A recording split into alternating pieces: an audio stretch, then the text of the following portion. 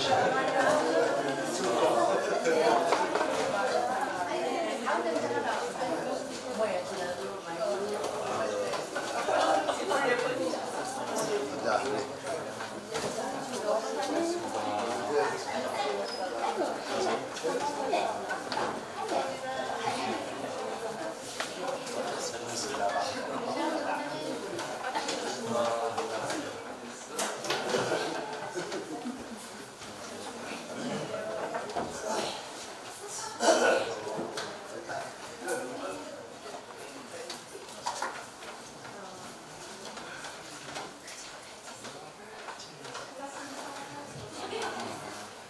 여기 계신 대평을 됩니다. 감사합니다. 오늘 본문 말씀을 현대어 성경으로 감독했습니다. 혹시 현대어 성경을 가지고 계신 분들은 같이 읽겠습니다. 디모데여, 그대는 당황에 정한 사항을 잘 분별해 두시오. 마지막 때가 이르면 그리스도인으로서 바르게 사는 일이 매우 어려워질 것입니다. 사람들은 이기심에 빠지고 돈이면 전부라는 풍조가 범람할 것이기 때문입니다. 사람들은 교만과 과장을 일삼고 하나님을 비웃으며 부모를 거역하고 감사할 줄 모르는 나쁜 인간이 되어 버릴 것입니다. 또 그들은 완고하고 절대로 남을 이해하려 하지 않고 상습적으로 거짓말을 하고 문제만을 일으키고 부도덕한 생각으로 가득 찬 인간이 될 것입니다. 그들은 난폭하고 잔인한 행동을 하며 착하게 살려는 사람들을 비웃을 것입니다. 그들은 친구를 배반하고 화를 잘 내며 허풍을 떨기를 일쓰고 하나님께 예배 드리기보다는 오히려 쾌락을 즐기는 데 시간을 보내려고 하고 교회에는 나가지만 자기들이 들은 것 가운데 어느 하나만 믿으려 하지 않을 것입니다. 이런 자들을 가까이 하지 마십시오. 그들 가운데는 또 교묘하게 남의 집에 들어가서 지각 없이 지내는 어리석은 여자들을 유인하여 자기들의 새 교리를 퍼뜨리는 자들이 있습니다. 이런 여자들은 언제나 새로운 교사들을 찾아 매달리지만 언제까지나 진리는 깨닫지 못합니다. 아멘.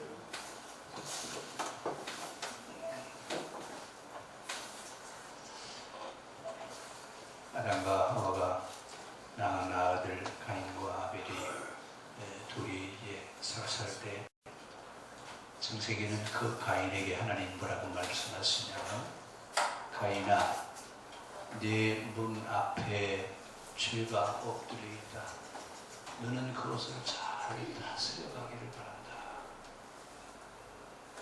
어떻게 살라는 얘기예요? 죄를 다스리고 죄를 지배하는 자가 돼야지 죄가 너를 지배하게 하지 말라, 그 말입니다.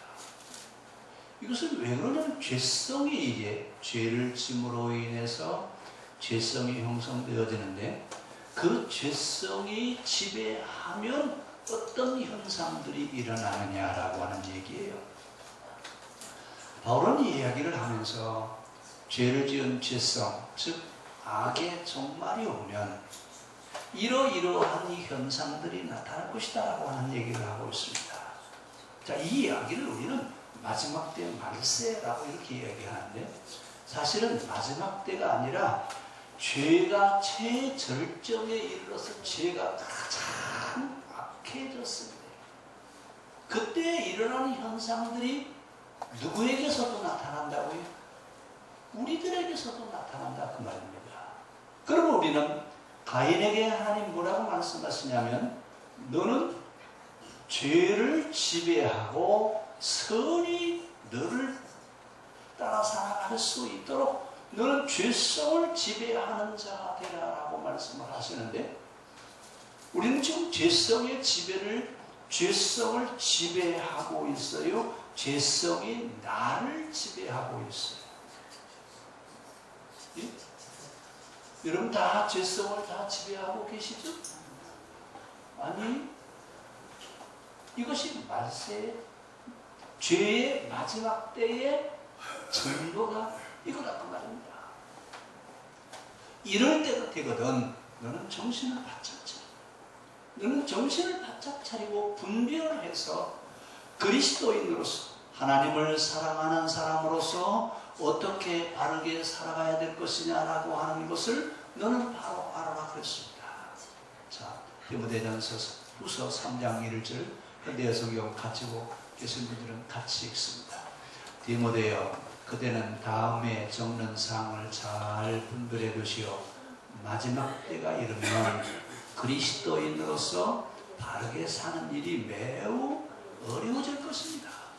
자, 마지막 때가 되면 악이 지배하는, 죄성이 지배하는 죄성의 최고의 절정기가 되면 그리스도인으로서 바르게 사는 것이 어렵다 그 얘기예요. 왜 어렵냐 그랬더니 5절에 가서 뭐라고 설명하냐면 교회는 나가지만 자기들이 들은 것, 자기들이 알고 있는 것만 믿으려고 하지 새로 말씀하는 것 들으려고 하지 않는데 언제가 그래요?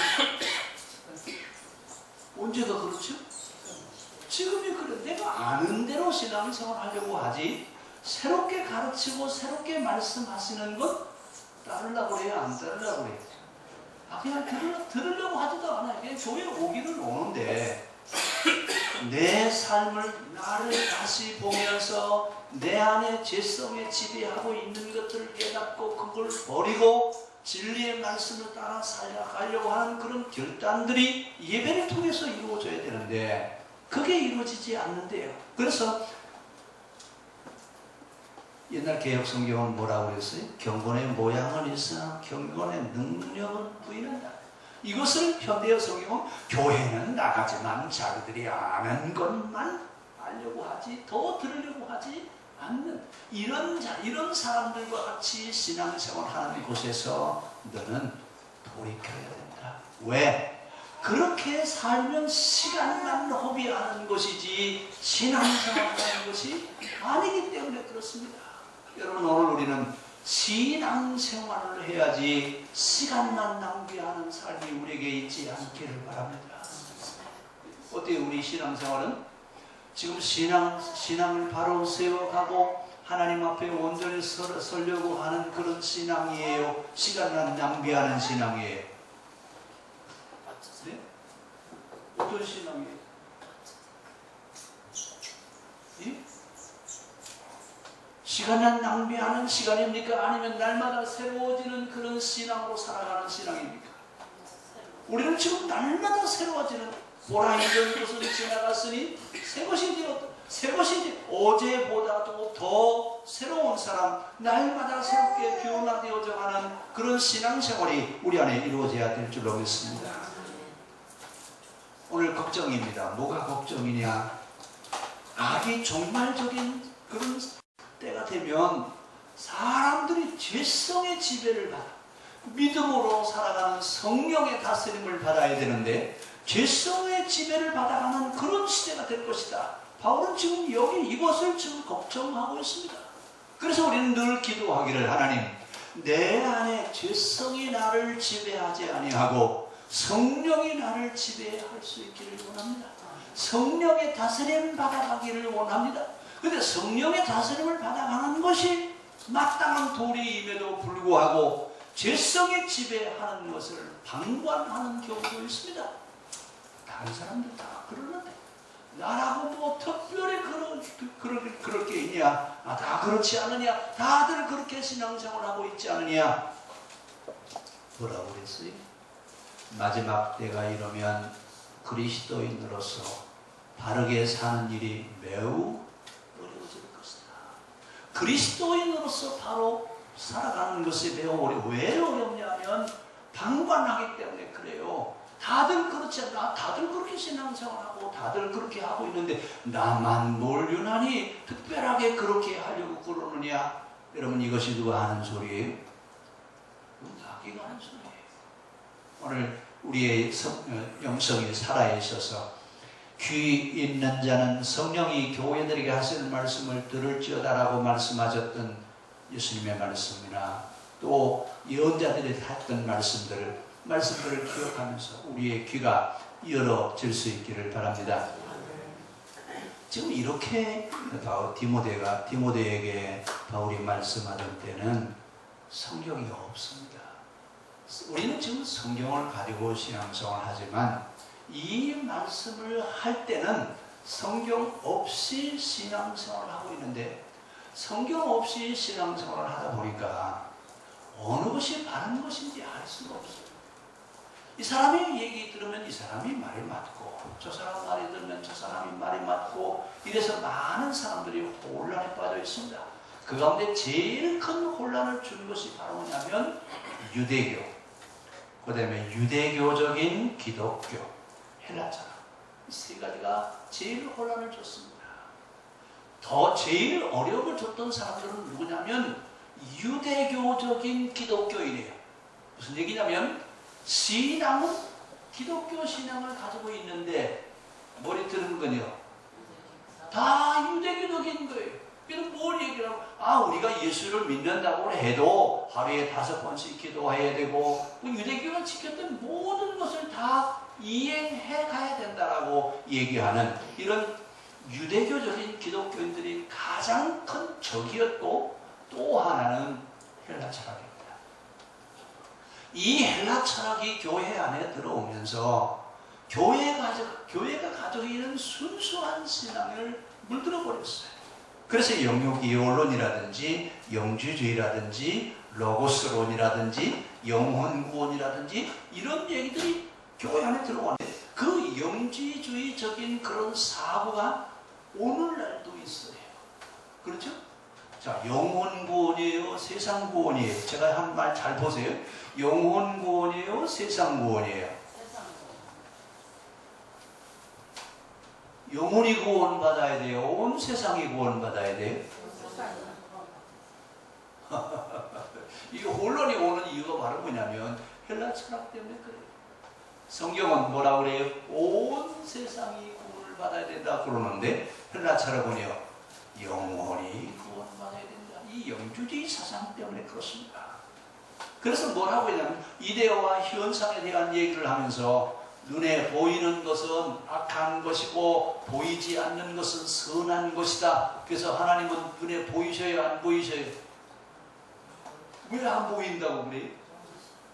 그래야 선한 분이니까요. 눈에 보인다고 그러면요 악한 분이거든요. 이래서 이 헬라 철학 때문에 우리의 신앙이 많은 어려움을 겪습니다. 이렇게 성경이 없던 신앙생활을 하고 있던 그 시대의 사람들이 대개 다 이교, 즉 다른 미신들을 믿다가 교회 안으로 다 들어왔어요. 그래서 이때 초대교회 교회들 보면 미신들 섬겼던 신당들을 꼭대기다가 십자가만 걸어놓고 다 뭘로 바꿨어요? 교회로 바꿨어요. 건물은요 옛날에 미신을 섬기던 자리에다가 그냥 십자가만 걸어놓고 하나님을 예배하고 섬기는 그런 자리. 그러니까 이게 도대체 교회인지 아닌지 뭐만 바뀌었어요? 십자가만 걸어놨으니까. 이러면서 그들의 신앙과 사고가 혼돈에 빠져버렸습니다. 이럴 때 지금 디모데에게 바울이 편지를 하면서 교회가 많은 성도들이 교회 안에 들어오지만 많은 문제가 있습니다. 이런 문제들을 어떻게 해결해 갈 것이냐. 특별히 거짓 교사라든지 또들이 교사들이라든지 유대교적인 기독교라든지 헬라 사상 이런 것들을 어떻게 하면 이겨낼 수 있겠느냐라고 하는 얘기입니다. 그 가운데 가장 유용한 것이 뭐냐? 헬라 철학적인 시각으로 성경을 해석하는 겁니다. 근데 지금 우리는 헬라 철학적인 입장에서 성경을 보고 있어요? 히브리적인 사고에서 성경을 보고 있어요? 아직도 우리는 이 문제를 우리는 다 해결했어요. 그렇죠? 헬라 철학적인 사고에서 성경을 해석하는 것만큼 위험한 것이 없다고 바울은 이미 초대교회 성도들에게 지적을 하고 있습니다. 근데 아직 우리는 이 문제에 좀 빠져 있습니다. 그래서 바울이 지금 로마 감옥에 갇혀서 1차 석방을 받았습니다. 석방을 받고 나서 에베소 교회에 대한 이야기를 들으면서 에베소 교회에 헬라 문화가 몰려왔는데 신앙이 아주 뒤죽박죽이 되어버렸습니다. 이러면서 에베소 교회가 어떤 교회예요? 바울이 정말 심혈을 기울여서 전도했던 교회, 가장 오랫동안 있었던 교회가 에베소 교회인데, 그 이방인 지역에 선교하기 위해서 선교의 발판으로 만들어놨던 교회인데, 그 교회가 이단의 온상 역할을 하고 있다라고 하는 이야기를 하면서 혼합주의에 빠져있는 신앙생활을 하고 있다. 그러니까 바울이 지금 걱정하는 겁니다. 근데 더 걱정은 그 시대에 목사님이 계신 것도 아니고 교회의 제도가 만들어진 것도 아니고, 그렇다고 해서 성경을 읽는 그런 성경을 읽고 해석할 만한 사람이 있느냐? 그것도 아니에요. 여러분, 우리나라도 그런 적이 있어요. 처음 기독교가 들어왔을 때 교회들이, 성도들은 있는데 교회 목사님들이 없어서 교회를 돌보고 예배를 도와주는 그런 분을 세워놨는데, 그런 분들을 조사라고 불렀어요. 혹시 들어보셨어요? 조사라고 있었는데, 그때 누가 조사를 세웠냐면 그냥 성경에 한 거를 읽기만 할 줄 알면 조사로 만들었어요. 근데 그때 성경, 지금 성경은 가로로 되어 있지만 그때는요 세로로 되어 있어요. 그러니까 시편 23편을 읽는데 뭐라고 했냐면, 여호와가 나의 목을 자르시니 내게 부족함이 없으니. 그래도 아멘 했어요. 무슨 말을 했어요? 여호와가 나의 목을 자르시니 내게 부족함이 없대요. 그래도 아멘 했다니까요. 왜 했어요? 뭘 알아야지. 알아야 뭘 얘기하지. 여러분, 그때는 그렇게 신앙생활을 했어요. 그러나 지금은 다 어떤 과정을 거쳐오고 공부를 하고 언어도 분석할 수 있는 힘도 있고 철학적인 그런 지식도 있고, 그래서 이제 성경을 바로 보고 바로 신앙생활을 해야 되는데, 문제는 옛날에 알고 있었던 것 외에는 또 다른 것을 들으려고 하지 않습니다. 다 그게 그거지. 뭘 특별한 것이 있다고 그러냐. 그러면서 아예 받아들이려고 하지도 않고 새로운 것을 기대하지도 않습니다. 이러다 보니까 오늘날 우리의 신앙의 현상이 온갖 혼합주의에 빠져가지고 많은 혼돈을 이야기할 수 있는 그런 현상이 되어버리고 말았습니다. 결국 그 원인이 어디서 왔느냐 하면 두 가지입니다. 하나는 이기적인 생각과 또 하나는 돈을 사랑하는 욕망 때문에 그렇습니다. 제가 진단을 잘 했어요. 그러면 이런 이기적인 것과 돈을 사랑하려고 하는 그런 욕망들은 어디서 왔느냐? 성령의 다스림을 받는 것이 아니라 죄성의 지배를 받았기 때문에 그렇습니다. 그러면 오늘 우리가 해야 될 것이 바로 뭐냐? 하나님, 내 앞에 있는 죄성을 이제는 지배하고 다스릴 수 있는 힘이 있는 성도가 되기를 원합니다. 뭘 할 수 있어야 돼요? 죄성을 다스릴 수 있어야 돼요. 근데 죄성이 나를 지배하다 보니까 세상의 온갖 사고에 물들어 버렸어요. 그래서 바른 신앙이 뭐예요? 어떻게 신앙생활하는 것이 온전한 신앙생활이냐라고 하는 것을 이제 잊어버렸어요. 여러분, 바르게 신앙생활하는 게 뭐예요? 예배 잘 드리고 주일 잘 지키고 11조하고, 그렇죠? 그게 바르게 하는 거죠? 뭐가 바르냐라고 하는 것을 잃어버렸다고요? 뭐가 바르게 하는 것을 잃어버리면 매우 혼란한 시대가 온다 그 말이에요. 오늘 지금 우리가 이런 혼란에 빠져있는 이유가 바로 어디 있다고요? 성령의 다스림을 받아야 되는데 뭐가 다스려요? 죄성의 지배를 받고 있다 그 말입니다. 그래서 바울은 지금 에베소에 있는 성도들에게, 여러분들이 예수 그리스도를 믿기 이전에는 이교 신자였습니다. 다른 미신을 섬기는 그런 다른 종교의 신자였지만 교회 안에 들어왔으면 그리스도인으로서의 생각을 갖고 그리스도인으로서 삶을 살면서 죄성의 지배를, 죄성을 다스릴 수 있는 그런 분별력과 힘이 있어야 되지 않겠느냐라고 하는 얘기예요. 이것이 우리가 지금 그리스도인으로서 바로 설 수 있는 비결인데 오늘 그렇게 되어 있지 않습니다. 그래서 그 시대의 사람들의 신앙생활을 하는 이야기를 들으면서 여러분들의 신앙을 뒤흔드는 그런 문제들이 있는데, 신화와 족보 이야기라든지 유대교라든지 그리고 이단적인 요소, 특히 신화와 족보에 대한 얘기. 여러분, 신화라고 하는 이야기는 신들의 이야기예요. 근데 족보는, 옛날 사람들은 여러분 제대로 족보를 가지고 있는 사람들이 별로 없어요. 근데 우리 이 족보를 만들면서 자기 조상들이 옛날에 뭐 위대한 사람이었다라고 하는 것을 어필시키려고 족보를 자랑 엄청나게 많이 하죠. 근데 여러분, 그 시험 역시 마찬가지였다고 말입니다. 자, 이렇게 사람들이 신화와 족보 이야기에 빠지면서 죄성의 지배를 받다 보니까 뭐가 없어졌냐면 죄의식이 없어졌어요. 죄를 지으면서 죄라고 생각하지 않아요. 이런 것을 우리는 뭐라고 부르냐면 뻔뻔하다고 해요. 여러분, 제일 속 터질 때가 언제예요? 예? 죄를 짓고서도 죄라고 인정하지 않고 아주 뻔뻔하게 있을 때 속 터져야 안 터져요? 정말 그런가 봐요. 정말 속 터져요. 제일 속 터질 때가 뻔뻔할 때, 죄를 죄로 인정하지 않는 겁니다.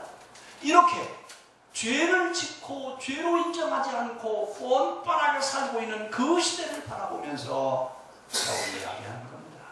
이제 악의 종말의 시대가 왔구나. 악이 이제 곧 마지막 때가 되게 생겼구나. 그런데 그 악의 종말의 때에 그 악의 지배를 받고 있는 사람들이 누구예요? 누가 지배를 받고 있어요? 그 시대 사람들이 악의 지배를 받고 있다, 그 말입니다. 아니, 악의 지배를 받는 게 아니라 악을 다스리고 그래야 되는데 악의 지배를 받고 있어요. 이러다 보니까 그들 속에 들어와 있는 악한 사상들, 악의 목록들에 대한 이야기를 지금 바울이 쭉 설명을 하고 있습니다. 그 악의 목록들을 위해 1절부터 쭉 설명했죠.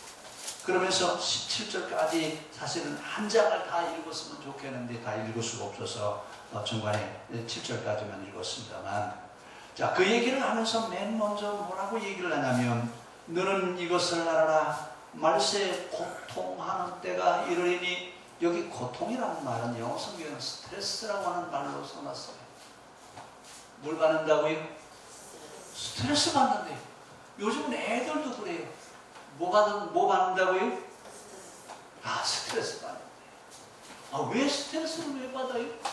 고통스럽다, 그 얘기예요. 왜 고통스러워요? 원인은 간단해요. 죄성의 지배를 받기 때문에 그렇습니다. 그래서 이것을 알아라.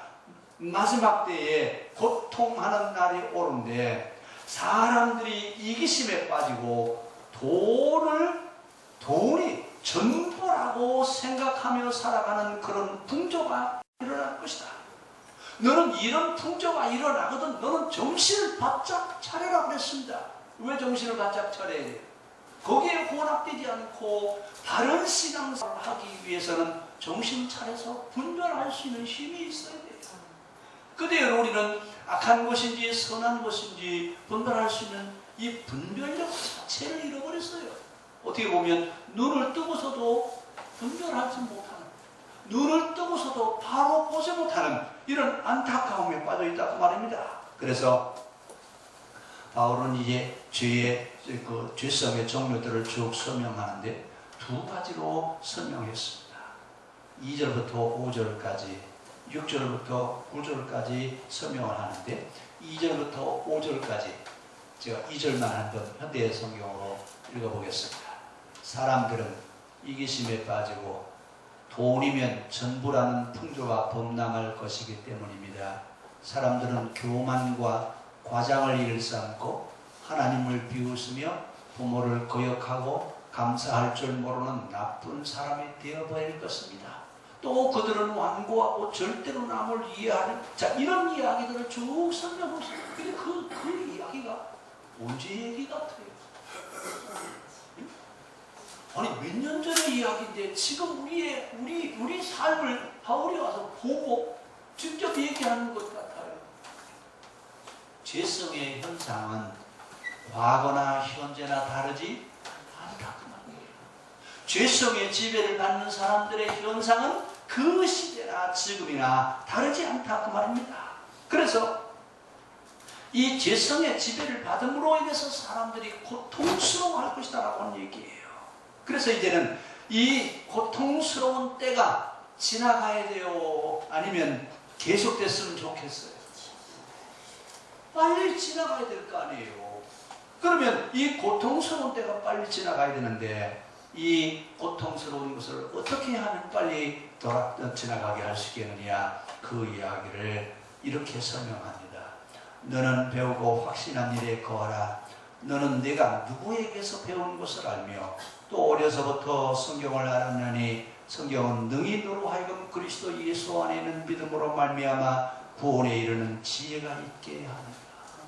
어디로 돌아가라고? 어디로 돌아가야 돼? 성경으로 돌아가야 돼. 성경으로 돌아가야 되는데 우리끼리만 있으니까 좀 제가 흠을 좀 하나 잡을게요. 요즘 성도들이 성경을 가지고 있는데 성경이 뭘 말하는 책인지 물어보면 알죠? 여러분 다 알죠? 성경이 무슨 책이에요? 예배당에 교회 올 때 갖고 오는 책이지. 그래? 아니, 예배당 올 때는 안 가져오셔도 괜찮아. 성경은 예배당에 올 때 가지고 오는 책이 아니에요. 성경은 우리로 하여금 구원에 이르는 길을 설명하고 있습니다. 이렇게 살아가야 되는 방법을 우리에게 설명하고 있습니다. 그런데 우리는 성경을 들고 다니면서 예배에 사용되어지는 책으로 그렇게 생각하는데 결코 그렇지 않습니다. 오늘 그러면서 바울은 두 악에 대한 얘기를 하는데 하나는 자기 사랑, 또 하나는 돈 사랑. 자, 두 가지에 대한 얘기를 해서 두 악인데 두 악이 뭐라고요? 첫째는 자기 사랑, 두 번째는요 돈 사랑. 우리는 여기에 다 해당되지 않아요. 그렇죠? 우리하고는 전혀 상관이 없잖아요. 자기를 사랑하는 것, 이게 이기주의죠. 돈을 사랑하는 것, 이것이 모든 일만 악의 뿌리가 된다고 디모데전서 6장 10절에서 그렇게 얘기하고 있습니다. 그런데 우리는 지금 이 두 악의 중에 지금 진노를 살고 있습니다. 자기중심주의, 물질주의.